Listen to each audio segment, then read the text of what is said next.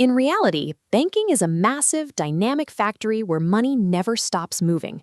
Banks route your money, invest it, and multiply it across the economy the moment it enters the system. This hidden machinery changes the way you have to view every dollar in your bank account. At its core, a bank is an intermediary. It connects people who have excess cash they want to save with people who need cash to borrow.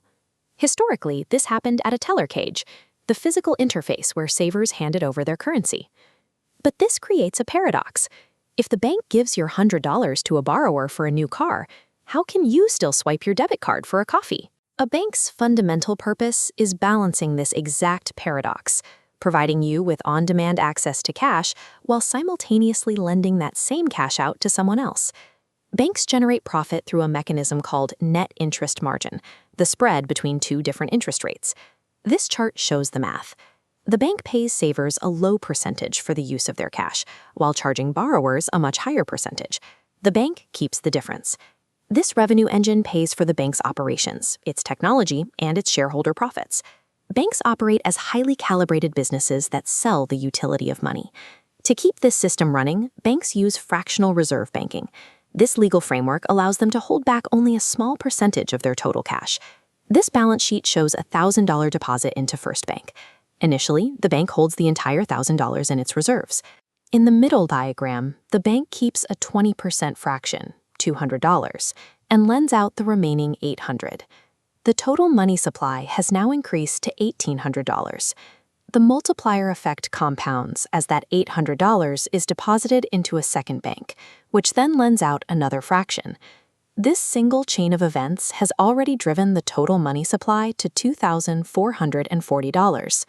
Most of the modern money supply exists as digital accounting, rather than physical printed cash. Commercial banks perform these actions for both corporate and retail customers. Credit unions operate with a different structure. They are not-for-profit, member-owned cooperatives backed by government insurance.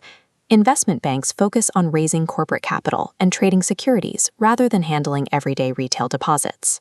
Every financial institution, regardless of its target audience, relies on leveraging capital to generate economic momentum. This entire system carries a specific risk. What happens if every depositor demands their physical cash at the same moment? This is a bank run. Because of fractional reserves, the bank literally does not have the physical cash on hand to pay everyone at once. To prevent psychological panic, the government provides deposit insurance through the FDIC, guaranteeing that insured depositors will be paid even if the bank fails. The central bank acts as the overarching regulator and lender of last resort, injecting emergency liquidity to keep the system stable. Psychological trust, backed by government guarantees, provides the foundation for the modern banking system. Today, instantaneous digital networks have replaced paper cash and handwritten ledgers. The transition to automation, like this early Citibank cash station, gave consumers direct 24/7 control over their accounts for the first time. Modern digital algorithms now instantly execute the interest spread and the multiplier effect in milliseconds across the entire globe.